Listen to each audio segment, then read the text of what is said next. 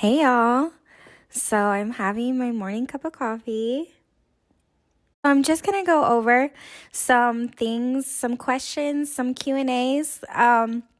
Kind of just introducing myself because I kind of just started a YouTube channel and I didn't really introduce myself to anyone or like talk about me really as in general as a person. So I found this cute little Q&A. So we're going to go through that today and see how that goes. Yeah, so let's get started.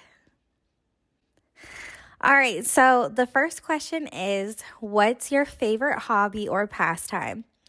And for a fact, my hobby, my career, my hobby, my passion, my art is my music, I create music. I sing and write my own songs. I have partnered with a label here in Atlanta, and we have worked on quite a couple projects. One of them that ended up in the movie theaters. And yeah, we're always working with different producers or artists, and we all have our own projects that we're working out. I actually have a music video about to be released. It's my second music video that I've ever done, and it's about to come out in the next couple weeks. So yeah, everything that I love to do revolves around my music. I was the type to in my early 20s be in studio sessions. Still to this day, sometimes studio sessions go till 5 a.m. and that's just the culture, right? So I'm always up late nights at studio sessions or early mornings or always working on something, right? So that's what I truly love to do and what I enjoy doing. I kind of created this YouTube channel for more the health and wellness, my lifestyle side of things rather than just my career and a little bit more personable, I guess. All right, so let's get to the next question. So it says, can you share a childhood memory that has stuck with you? Going into childhood, terrible times for me. So my childhood was kind of crazy. Like I did grow up in like kind of a Christian cult, I guess you could say. And so my childhood was a freaking mess. And I won't go into all the details of that. That's for a separate video. But one childhood memory that kind of relates to what I've been talking about with just my hobbies and my passions. I remember going to a garage sale when I was around 7 years old, and they had these guitars. And so I was like, okay, like, let me get one of these guitars, right? And it was this old guitar, probably out of tune, probably out of pitch. But I later, my whole family was musical. So later they taught me how to tune a guitar. But I would play that thing every day. And I didn't really have a pick at the time. So I had these Lego pieces. So I would like strum on that guitar with my Lego pieces and I would just like sing my heart out. And I was like writing songs as young as age 7, like little poems, little songs, and I would sing it and write it all out and then just like jam out by myself. My family used to hate those jam sessions. They were very loud. But I was enjoying myself, extremely enjoying myself. So that goes to show you, when you start out at any new thing or any new talent, you're probably gonna suck, like that's just how it goes. You're probably gonna suck until all of a sudden one day it clicks and you get better, but if you stick with something long enough, you will get better at it, and so yeah, now my songs are not unpitched acoustic guitar songs. They have full production, and yeah, it's evolved in a really good way since then. All right, so the next question is, what's your favorite book or movie and why? So I gotta say, one of my favorite movies, just like probably a lot of girls, a lot of women, one of my favorite movies is The Notebook. I love The Notebook. That's such a good story. Like the storyline is so good. Like I just love I'm a hopeless romantic, maybe, probably. So, hearing like the storyline of them, being in love but not being able to be together, but finally being together together, and then her getting sick when they're, older in life. If you haven't watched the movie, don't let me spoil it for you. Her getting sick later in life, and then him being there right by her side. And my favorite part of the movie is that they both go peacefully together into the great beyond. So I'm a hopeless romantic. I definitely want to just peacefully close my eyes and go into the next world. So yeah, a little deep, but we're going there. So yeah, The Notebook. I mean, come on, I'm a romantic. All right, and so if you could travel anywhere in the world, where would you go and why? So I would definitely go to Europe. I would go to Greece. I would go to Spain, in Italy. Those are like, and maybe the Bahamas, maybe some island Caribbean, maybe some island places like Thailand. I would go to Thailand. I want to travel the world for sure, and I'm definitely on my way to traveling the world. But I really want to enjoy. My sister, she went out to study abroad in Europe, and right when I was about to get on the plane to go see her, and she was going to take me to all her spots. Her best friend's Greek, so we were going to go to this little Greece and Spain, and she was going to take me to all her favorite places and all her favorite islands. And right before I was about to book my ticket, COVID hit, and like all the planes and everything shut down. So that was just like an absolute no. No one was traveling during that time. So by the time, COVID had, was in full bloom, I guess you could say, she was already on the way back to the US. She had already finished her term there. And so that's what I want to do. Like, I want to get a trip out there with her where we all go and like visit Europe, and I can see all her favorite spots as a student and stuff like that. So yeah. What's something about you that might surprise people? Okay, so something about me that might surprise people. I have a very strong backbone, I have been through a lot in my life. So, yeah, I don't let people push me over. I don't let people treat me like a doormat. And at the same time, I'm an extremely nice and friendly person to a degree. But I require respect in any relationship. And if I feel disrespected, I probably won't even tell you. I'll probably just cut you off and move on. And that's the way that I found best for me to protect my peace. And that's the way that I found to protect my peace. I don't give more effort into a relationship than that person is giving effort into me. I'm not going to go above and beyond for a person who doesn't go above and beyond for me.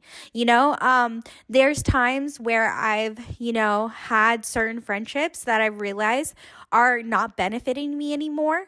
And people change and people grow apart. You know what I mean? And for myself, I've kind of become a little bit more of an asshole, a little bit more of like protecting my peace as I've gotten older, because people will take advantage of you if you let them, people will walk all over you if you let them. And you have to talk your shit. You have to let people know, hey, this is the line, don't cross it, and so, yeah, I'm a little bit more vigorous about protecting my peace, that, I would rather I'm completely at peace being alone. I love my alone time. I enjoy all my creativities and things that I do when I'm by myself and kind of just going about my daily routine. So it's like I don't actually need anybody to make me happy. I've found happiness within, and the close people in my life that I love, like my close family and my close friends, and so they fulfill that part of me. Anybody who can't live up to those expectations just doesn't have a place to see in my life. And another thing that I really hate, and this is another thing, you don't deserve me at my best if you can't handle me at my worst. And that's something that has divided me from a lot of friendships and a lot of relationships, is because there's the people that will, mock you when you're down, or won't want to be around you when you're down, or when you're having a low day, or when you're having a down day, or when you're just at a point in life where you've hit rock bottom, that's when everyone leaves, right? But when you recreate yourself and glow up and actually get your shit together and start doing really well in life, then those same people come back like, oh, hey, like I want to be your friend. Like, do you want to hang out? Like, bitch, no. I don't want to hang out with you. You couldn't handle me at my worst, so why would I want you around at my best? It's a no. It's a done deal. You know what I mean? Only people that have stuck it out with me in my worst and truly been there for me, those people are still around because they truly loved me going through all of the hard things that I went through. They love me through it and they're still in my life today. And now they get my best, So that's a little tip. Okay, this one says, what's your go-to comfort food or guilty pleasure snack? So my go-to comfort food right now is probably, I posted this on my story, those little Chobani yogurts, and they're cookies and cream or cookie dough or whatever. They have the little crumbles that you fold over and put into the yogurt. So good. So freaking good. I ate 2 of those yesterday. It was so good. I love little yogurt with crunchies. They're just really good. I'm sugar free, but I'll allow myself a little added sugar every once in a while.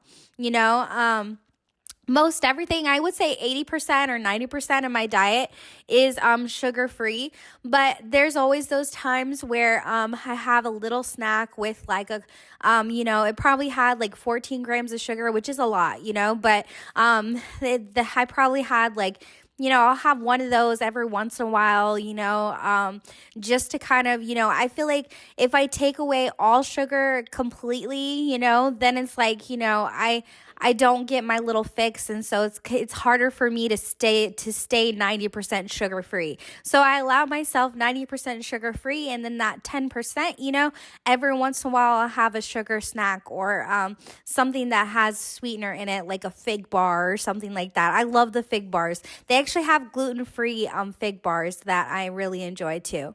All right, so it says, do you have any hidden talents or skills? Well, right now, I'm actually working on my graphic design skills. I've used my graphic design skills in my music, making album covers and stuff like that. So now I'm thinking about doing a graphic design program and getting more in tune with that. I have my Procreate iPad with my Apple Pen, so I used to draw a lot on my iPad, and then I freaking deleted my freaking iPad to try to reboot it, and I lost all my artwork. I thought that it would be signed into the app. No, I lost everything, so that was very sad. Never just delete all your artwork. You will regret it. And so yeah, that happened, but I have a perfectly, I just got to get the screen fixed on the iPad, but I'm going to be dabbling in graphic design and doing stuff like that just on the side since I have so much free time. And also, art. I was in AP art in high school. I thought I was going to go to SCAD. I thought I was going to go to an art university. I got one of the highest grades in my final project for my AP art final exam. And so, I did a bunch of art, photography, and mixed media type of art. And now I'm really interested. I have all these canvases downstairs that I really want to start painting. I have all these ideas of what I want to paint. And so, yeah, I'm just waiting for a nice day because I can't really do it inside the way I want to do it.